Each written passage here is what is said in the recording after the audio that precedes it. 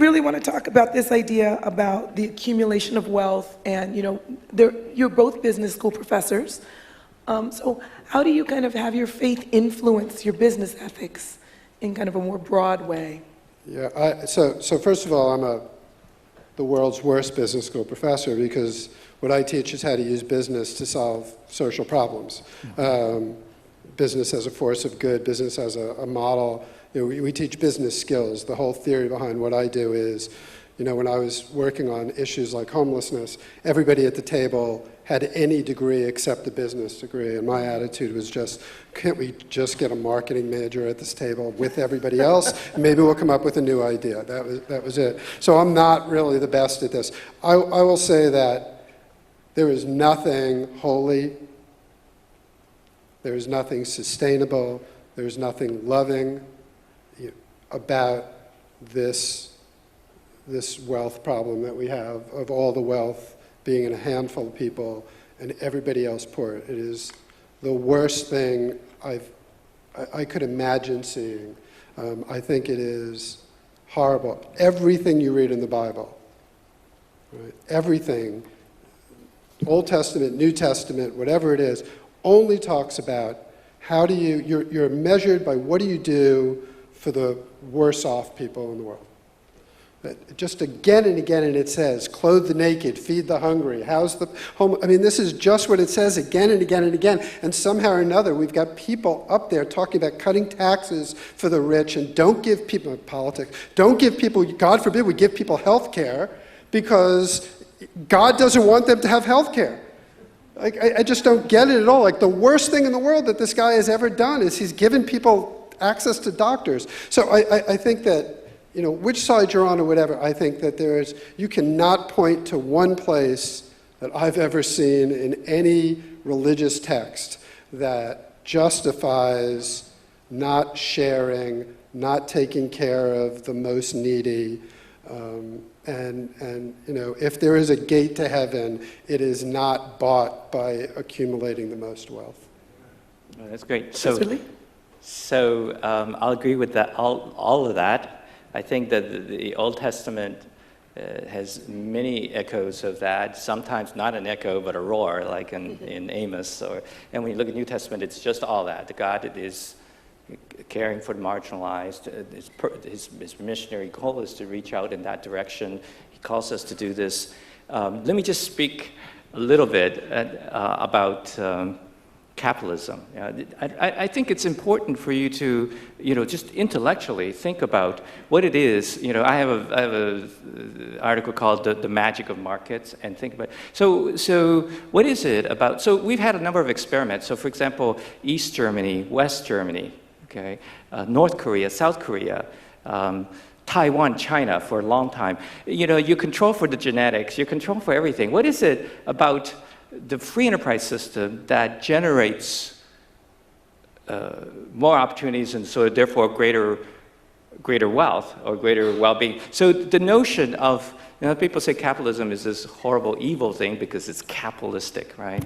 But the idea, and the economists that study this would tell you, the idea is just that if you put a few simple rules in place, people acting out of their own self-interest will end up efficiently allocating resources and talent and capital in such a way that the total pie grows bigger.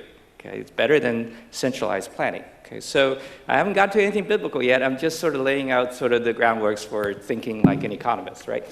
Then, when you look at what the Bible teaches, right, its funny thing is it isn't about how to make the pie bigger. It's about how the pies should be shared, especially when you have control of a certain part of the pie, right? It's about how you should spend, how you should use, how you should give, right? And it keeps telling you that you should be making other people better off. And the thing I want to ask you is, why is it that we need to be told that over and over and over again? Why is it that in the human development as a species, we didn't suddenly just say, well, that's the logical thing. The equilibrium is for me to be selfless. So how do we solve this fundamental problem in the human heart that continues to be self-centered, as opposed to being, let's say, the alternative in Genesis 1 and 2, where we were God-centered? How do we get to the point where we're not just trying to mitigate the damage that somebody else has done, meanwhile committing other types of problems ourselves, and actually just deal with sort of the root causes? And what Christianity asserts, the one that I think about, is that there's a real fundamental problem in society, and it came because we were separated from God. We were originally God-centered creatures, and things worked. Now we are self-centered, and when we're self-centered, we have to put in a lot of rules to make sure we don't hurt other people, and then we keep legislating so that, we should do more for these things. But you can't legislate love. You can only legislate sort of, you can't do this, or I'm going to take X% of your income and give it to someone else. How do you change the thing that makes someone want to love someone else?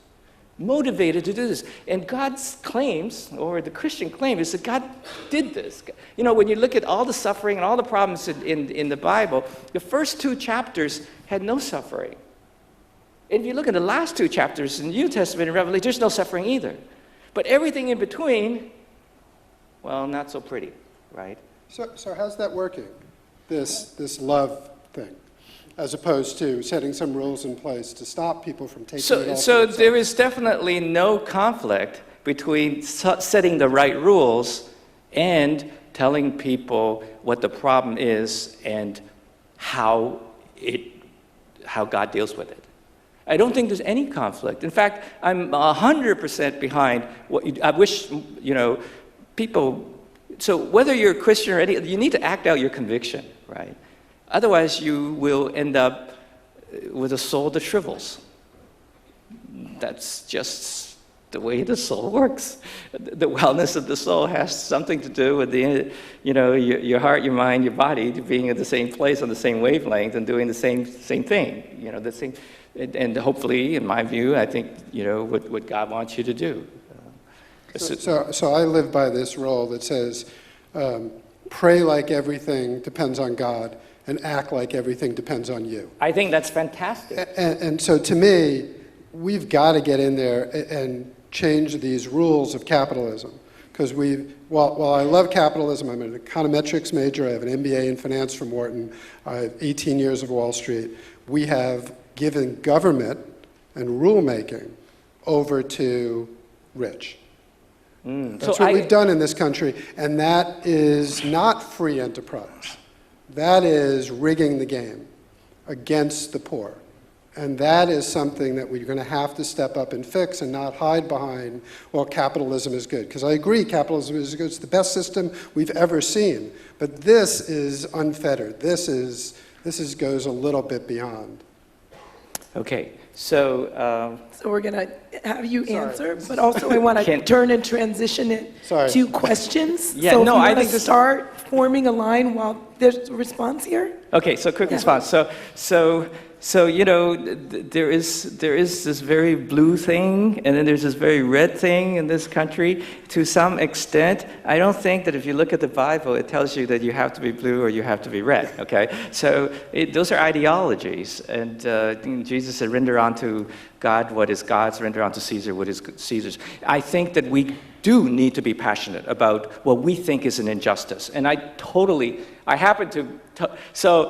But let me just sort of play the devil's advocate for a moment and just say what I don't want to guess which color you are, but let me just say, let me pick the red side and say what they might say, okay? And we'll say they because anyway, so here's the thing. So suppose you were to come back and say, okay, we understand there's a problem, there's a serious problem. We agree that there's too much disparity, okay? Then the question is, how do you fix it? Okay. Do you fix it because you put more rules in, you tax and do welfare transfers, or do you fix and I think maybe you're suggesting, campaign reform, which I'm 100% for. All those things is one way. Another way, some people would say, is that actually we encourage small business or people who basically actually generate the opportunities for other people in ways that, I don't know, how this is done, how to dismantle the money that's already there. But basically, the idea is, you kind of let sort of you create the incentives and have the private sector sort of figure it out, as opposed to having the public sector act. So I think these are some discussions. The other thing I should point out, because if you were arguing this side, I would argue the other side. So the other thing I should point out is there are two notions of justice. Okay, there is one that says every single individual, every image bearer of God deserves certain inalienable rights, and I should do everything to protect them. And I absolutely agree that that's a key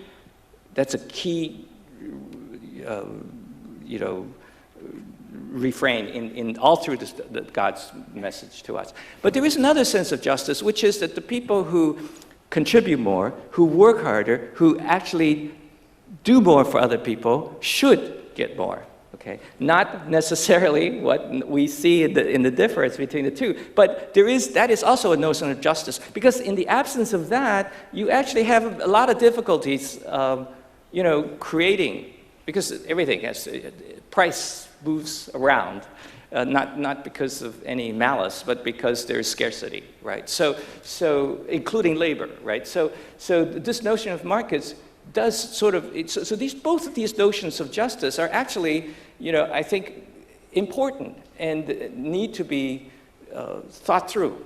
And when you set policies come and go, ideologies come and go.